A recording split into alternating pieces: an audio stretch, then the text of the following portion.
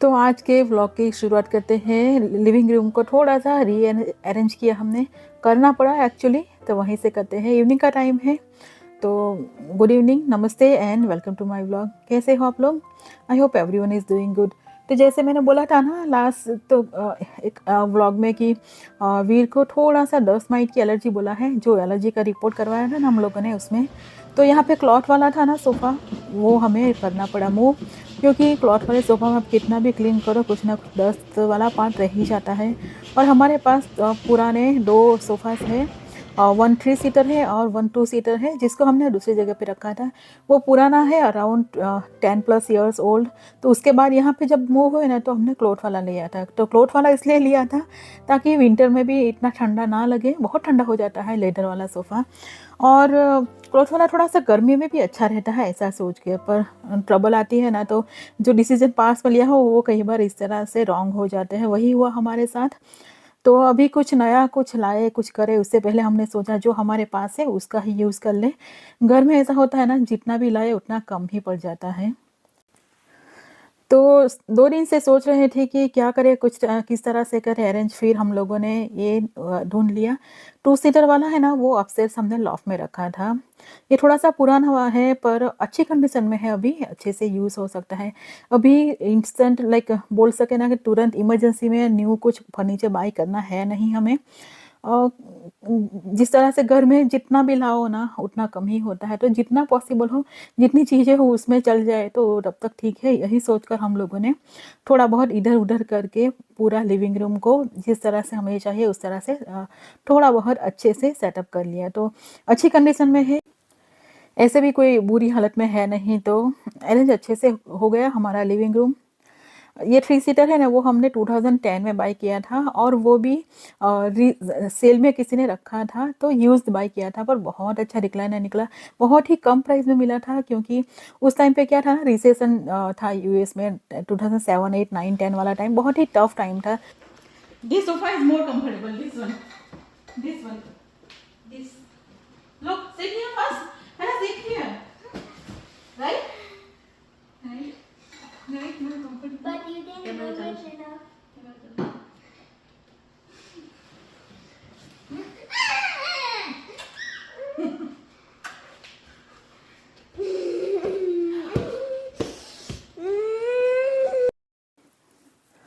तो move out cell और ऐसी चीज़ें बहुत सारी उस टाइम पे मिलती थी, तो हम लोगों ने थोड़ा बहुत उस टाइम पे लिया था। पर इतने साल यूज़ करते अच्छा खासा यूज़ होता है, तो वो बहुत अच्छी कंडीशन में है नहीं, पर फिर भी यूज़ कर लेंगे। अब देखेंगे फ्यूचर में कब क्या करना है, किस तरह से करना है।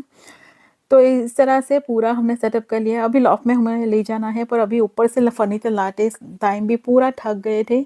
हमारा जो स्टेयरकेस है ना, वो 2 साइड पे है, बीच में से सीधा नहीं है, तो कोई भी फर्नीचर ऊपर से लाना हो ना तो बहुत डिफ़िकल्ट हो जाता है। वैसे मैं और मेरे हस्बैंड यूज़ तो है इस तरह की चीज़ें करने से। यहाँ पे है ना, कई सारी ऐसी चीज़ें हैं जो लेबर वर्क चाहिए हमें, वो खुद ही करने की प्रैक्टिस हो जाती है आफ्टर फ्यू ईयर्स। धीरे धीरे प्रैक्टिस आ जाती है, फिर आप कर सकते हैं। तो जितना पॉसिबल हो हम लोग खुद ही कर लेते हैं।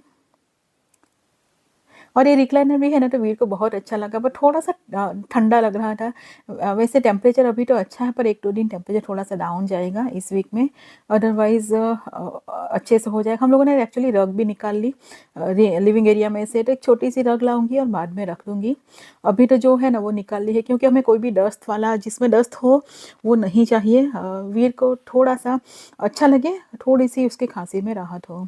और सुबह के लिए मैं राजमा बनाऊंगी कल। बच्चे लोगों का अभी है ना 5 डेज़ का लॉन्ग वीकेंड है, छुट्टियां है अभी 5 डेज़ की, तो मुझे कुछ ना कुछ लंच में भी अलग से बनाना पड़ेगा।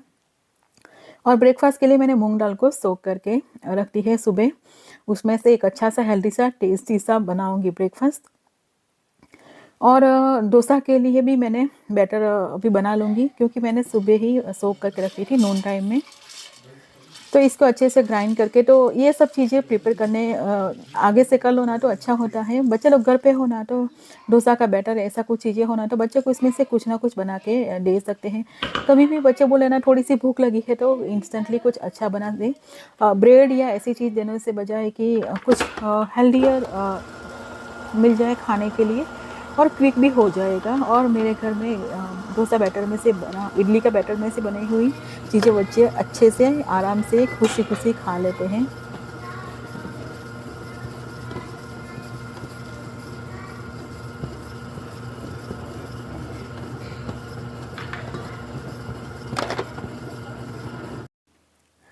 और आज बैटर में मैंने है ना बहुत ज़्यादा कुछ हेल्दी नहीं किया। थोड़ी-सी दाल ज़्यादा डाली है राइस के हिसाब से जो ट्रेडिशनली बनते हैं उससे। अदरवाइज़ सिंपल सा ही बैटर बनाया था। 2 कप राइस के साथ में मैंने अराउंड 2 एंड हाफ कप जितनी दाल मिक्स करके डाल दी थी इसमें। उड़द की दाल, चना की दाल, मूँग की दाल और साथ में थोड़ी-सी मसूर की दाल भी डाली थी। वीर को एक्चुअली क्या है ना, मुझे बोल रहा था मुझे व्हाइट वाले इडली चाहिए। वो जो तू पहले बनाती थी ना उस तरह की चाहिए, बहुत हेल्दियर वाली नहीं चाहिए। मुझे सिर्फ वाइट वाली चाहिए। तो इसलिए मैंने इस बार सोचा कि बहुत चेंज नहीं करूँगी, बहुत हेल्दी भी नहीं करूँगी। ये फर्मेंटेशन अच्छे से हो जाएगा तो वो भी बहुत अच्छा होता है फूड। उसमें जो बैक्टीरिया होता है ना वो बॉडी के लिए बहुत ही अच्छा होता है। तो अच्छे से फर्मेंटेशन के लिए इस तरह से बैटर को फर्मेंटेशन में रखने से पहले हाथ से इस तरह से बहुत अच्छे से थोड़ी सी एयर जैसी भर लेनी है। आप हाथ से नहीं करना चाहो तो फिर स्पैचुला से भी कर सकते हो, तो फर्मेंटेशन बहुत अच्छे से होगा। कई बार होता है ना इतना फर्मेंटेशन में कई लोगों को प्रॉब्लम होता है, तो ये प्रोसेस करनी ज़रूरी होती है। उसके बाद इसे एयर टाइट कंटेनर में रखना है। तो मैंने रख लिया और हल्का-सा सिंपल सा डिनर बनाया था, खिचड़ी और कढ़ी, तो मैंने वो सूट नहीं किया। और अभी रात का टाइम है, हस्बैंड लेके बैठे हैं ड्रॉवर्स को रिपेयर करने के लिए। ड्रॉवर्स की जो साइड वाली पैनल है ना, उसमें कुछ प्रॉब्लम हो गया था, वो रिप्लेस करनी है, तो वही लेके बैठे हैं। होम डिपो से सब सामान आ गया था, आज ही लेके आए थे। तो ये जैसे मैंने बोला ना, कई सारी चीज़ें अपने आप ही करना आ जाता है, जिसे बोलते हैं ना डीआईवाई, तो वही चल रहा है हमारा। तो 3 बड़े-बड़े ड्रॉवर्स के साइड वाली पैनल हम लोगों ने चेंज कर ली। हम लोगों ने क्या, हस्बैंड ने ही चेंज कर ली। थोड़ी बहुत मेरी हेल्प चाहिए, वो मैंने उनको कर दी, तो ये भी हो गया आज। और ये नेक्स्ट डे मॉर्निंग है, रात को भिगो के रख ली थी मूँग दाल, तो इसका ही एक अच्छा सा नाश्ता बनाएँगे। और मुगलेट जैसा बनाते हैं ना, उस तरह का सोचा था मैंने, पर बच्चे लोगों ने बोला कि उन लोगों को खाना है अप्पम, तो सेम ही बैटर बनाना है, कुछ और चेंज करना है नहीं। तो इसी के लिए मैंने यहाँ पे गार्लिक और जिंजर डाल दिया है, इसको पेस्ट बनाने के साथ में ही ये क्रश हो जाएंगे। और मूंग दाल मैंने 1 कप डाली थी, साथ में मैं डालूंगी दही, तो 1 कप के साथ अराउंड 1/4 कप जितना दही चला जाएगा। और यहाँ पे 1/4 कप जितना मैं सूजी भी डालूंगी। इससे क्या होगा ना, थोड़ी सी ज़्यादा क्रिस्पीनेस आएगी। तो मैंने 1/4 कप और 1/4 कप में से आधा 1/8 कप इतनी सूजी डाली है। थोड़ा सा पानी और ब्लैक पेपर कॉर्न डाला है, बस इतना डाल के इसका एकदम स्मूथ सा बैटर बना लेंगे। तो इस सूजी डालने से क्या होगा ना, एकदम क्रिस्पी और फ्लेवर थोड़ा सा बदल जाएगा। If you make only using moong dal तो इतना फ्लेवर नहीं आता जितना इस तरह से थोड़ी सी सूजी डाल दे, तो बहुत अच्छी क्रिस्पीनेस भी आ जाएगी। बेसिक सा मसाला किया है, यहाँ पे ड्रमस्टिक का लीव्स आता है वो डाला है, ड्राइड वन, अजवाइन, हल्दी पाउडर, धनिया जीरा पाउडर और तड़का डाला है। तड़के में डाला है मैंने मस्टर्ड सीड्स और सेसमी सीड्स। इस तरह से हल्का सा तड़का डाल दो ना आप, तो फ्लेवर अच्छे से आ जाता है। सीधे डालोगे ना ऑयल, उससे थोड़ा सा एनहांस हो जाता है। तो बस बेसिक चीज़ें डालेंगे, मिक्स करेंगे और इसके अंदर थोड़ी सी जाएगी वेजिटेबल्स। तो यहाँ पे मैंने थोड़ा सा धनिया, मेरे पास सूखा हुआ था, तो मुझे इसको फिनिश करना है। जब अभी धनिया अच्छे होने लग गए हैं ना, तो उससे पहले मुझे इसे फिनिश कर देना है। तो मैंने वो भी थोड़े से डाल दिए और बाहर से भी धनिया लाई थी, वो भी थोड़ा सा डाल दिया। एक्चुअली क्या है ना, इस सैटरडे और दिस वीकेंड में टेम्परेचर डाउन थोड़ा सा जाने वाला है, ठंड हो जाने वाली है। तो फिर बाहर से धनिया नहीं लाई, घर पे जो घर में के अंदर ही था ना वही यूज़ कर लिया। नॉर्थ में है ना थोड़ा सा स्नोफॉल होने वाला है, तो हमारे यहाँ स्नोफॉल तो नहीं है, पर टेम्परेचर अच्छा खासा डाउन चला जाएगा और एकदम विंड होता है ना, तो बाहर बिल्कुल निकलने का मन नहीं करता। इवन वेजिटेबल्स थोड़ी बहुत पिक करनी हो ना, वो भी लेने जाने का मन नहीं करता सुबह सुबह के टाइम पे। तो यहाँ पे मैं बेल पेपर रेड वाला है ना, उसको एकदम बारीक बारीक सा कट कर लूँगी। आप चाहो तो कैरेट्स या ऐसी चीज़ें भी डाल सकते हो, इसका कलर एकदम परफेक्ट दिखेगा और बच्चे लोगों को इस तरह से आप वेजिटेबल्स खिला भी सकते हैं। और इतने टाइम में सूजी जो हमने डाली थी ना, वो भी अच्छे से फूल गई होगी पानी के साथ, दही डाला था उसके साथ। तो इसको जो 5 to 7 मिनट्स का रेस्टिंग टाइम चाहिए वो भी मिल गया है। तो हमारा बेसिक सा बैटर रेडी है। और इसमें मैं डालूँगी थोड़ा सा ब्राउन शुगर। ब्राउन शुगर इसलिए ताकि थोड़ा सा और फ्लेवर एनहांस हो, क्योंकि मैं डालूँगी थोड़ा सा लाइम जूस। तो लाइम जूस को बैलेंस करने के लिए हल्का सा शुगर डाल सकते हो। इससे कुछ स्वीटनेस नहीं आएगी पर अच्छा सा बैलेंस होगा, तो फ्लेवर एनहांस हो जाएगा। और मैं बैटर को डिवाइड कर करके यूज़ करूँगी, क्योंकि हमारे घर में वीर स्पाइसी बिल्कुल नहीं खाएगा, वेदांत स्पाइसी खाएगा, पर वेदांत के लिए मैं अच्छे से घी में बनाऊँगी, तो हमें घी वाला नहीं चाहिए। तो मेरे और हस्बैंड के लिए मैं बिना ऑलमोस्ट लाइक कम, जितना पॉसिबल हो इतना कम घी यूज़ करके बनाऊँगी। इसलिए मैंने 3 पार्ट कर लिए हैं। वीर के लिए सबसे पहले बनाऊँगी बिना स्पाइसेस वाला। यहाँ पे मैंने कोई भी रेड चिली नहीं डाली है, नहीं ग्रीन चिली डाली। तो इसी तरह से हमारे घर में मोस्ट ऑफ द थिंग बनती है कि 2-3 पार्ट में डिवाइड कर देनी पड़ती है। और ग्रोइंग अप किड्स के लिए थोड़ा सा घी और ऐसी चीज़ें अच्छे से हो तो कोई प्रॉब्लम नहीं होता।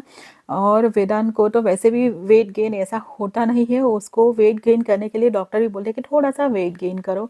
तो मैं इसे अच्छे से खाना खिलाना मोस्टली ट्राई करती हूँ कि सिर्फ वेट गेन करने के लिए नहीं, पर एक हेल्दी अच्छे से ग्रोइंग अप किड्स को जो चाहिए उसी तरह से खाना मिले। तो यहाँ पे अपने पैन में मैं सिंपल से पे बना लूँगी। तो एकदम सिंपल सा आज हमारा ब्रेकफास्ट हो गया। और वैसे आज थोड़े से देर से भी उठे, थोड़े से नहीं और अच्छे खासे देर से, क्योंकि रात को देर हो गई थी सब क्लीन अप करते, घर के अंदर ड्रॉवर्स हम लोगों ने सब किया, और ये सब करते करते लेट भी हो गया। और स्कूल ना होती हो, टेम्परेचर भी थोड़ा सा डाउन चला गया हो ना, तो सुबह जल्दी उठने का मन भी नहीं करता। तो अप्पे एकदम सिंपल से बन गए, साथ में चाय जाएगी, बच्चे लोगों के लिए दूध जाएगा। और दोनों बच्चों का अपना अपना प्रोग्राम है आज, अपने अपने फ्रेंड्स के यहाँ वो लोग जाने वाले हैं। तो मैंने और हस्बैंड ने सोचा हम लोग थोड़ा सा बैकयार्ड क्लीन करेंगे, पर टेम्परेचर डाउन चला जाएगा तो बैकयार्ड नहीं क्लीन कर पाए। तो हम लोगों ने घर में ही छोटी छोटी चीज़ ऐसी होती है ना, हम जमा करके रखते हैं घर के अंदर कई सारी चीज़ें कि लेटर ऑन यूज़ करेंगे, कभी भी काम में आएगी।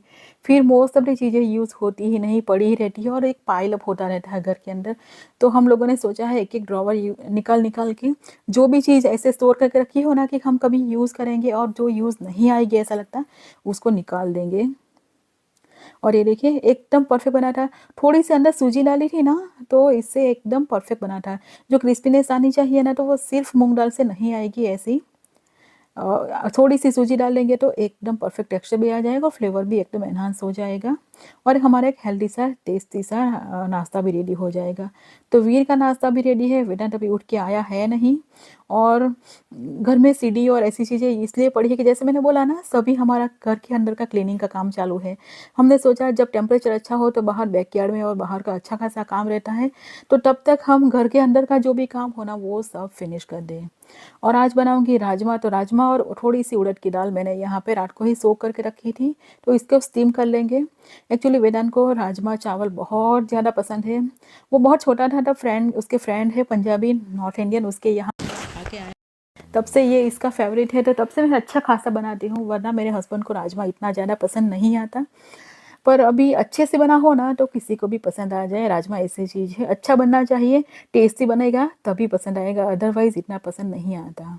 तो यहाँ पे ऑयल में मैंने बेसिक से मसाले, खड़े मसाले डाल दिए हैं थोड़े से, और जीरा और अजवाइन डाला है, हींग डाल दी है, रेड चिली, और यहाँ पे पेस्ट करके डालना है अनियन को। अनियन को चॉप करके बारीक करके डालेंगे ना तो आपकी ग्रेवी इतनी स्मूथ जैसी नहीं बनेगी।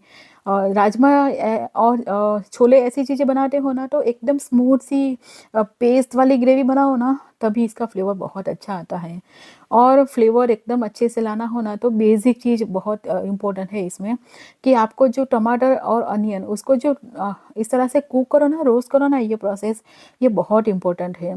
इसमें जो भी पानी हो ना वो पहले तो 100% इसको कुक करके फिनिश कर देना है, फिर उसके बाद ही बाकी का जो कंसिस्टेंसी आपको चाहिए उस तरह के पानी डालना है। अगर आप टमाटर और अनियन को ग्रेवी को अच्छे से नहीं पकाएंगे तो आपके राजमा या छोले की जो भी ग्रेवी है ना वो बिल्कुल भी टेस्टी नहीं लगती। तो इसमें पेशेंस वाला काम है। अनियन यहाँ पे देख सकते हैं ना, पेस्ट करके डाला था ना, तो इसे बीच बीच में अच्छे से मिक्स करते रहना है, और इसका पानी इस तरह से पूरा निकल जाए ना, एकदम सूख जाए, तभी इसमें टमाटर डालना है। अगर अनियन थोड़ा थोड़ा सॉफ्ट ही होगा उसके टाइम पे ही आप डाल देंगे ना टमाटो, तो फिर आपकी ग्रेवी में वो फ्लेवर जो आना चाहिए ना वो कभी भी नहीं आता। और यहाँ पे टमाटो भी डाल दिया है मैंने, जितना अनियन डाला उतना ही टमाटो भी डाला है मैंने, सेम क्वांटिटी में। अब टमाटो डालने के बाद भी उसे भी अच्छे से करना है कुक। तो और यहाँ पे मैं डालूँगी हंग कर्ड, ये हंग कर्ड है, एकदम पानी निकल गया है। तो ये हंग कर्ड क्या काम करता है, दही का भी काम कर जाएगा, पर दही का जो खट्टापन है वो भी नहीं आएगा इसमें। और ये जो क्रीम डालते हैं ना हम लोग, उसका भी क्रीम डालने की भी ज़रूरत नहीं पड़ती। इस तरह से हंग कर्ड एकदम क्रीमी होता है, जैसे मलाई होना है उस तरह का ही होता है, इसका फ्लेवर भी और टेक्सचर भी। तो इस तरह से आप क्रीम या हैवी मलाई जैसी चीज़ों को अवॉइड करना चाहते हो तो हंग कर्ड बेस्ट ऑप्शन है इस तरह की ग्रेवी में यूज़ करने के लिए। तो एकदम ड्राई हो गया था हमारी पेस्ट, तो यहाँ पे बेसिक से मसाले कर देंगे।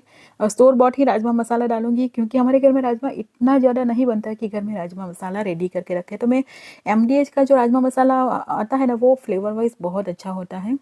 और यहाँ पे मैंने रेगुलर मसाला भी डाल दिए, हल्दी पाउडर, रेड चिली पाउडर, थोड़ा सा धनिया जीरा पाउडर, और 2 टेबलस्पून जितना मैंने हंग कर्ड डाला है।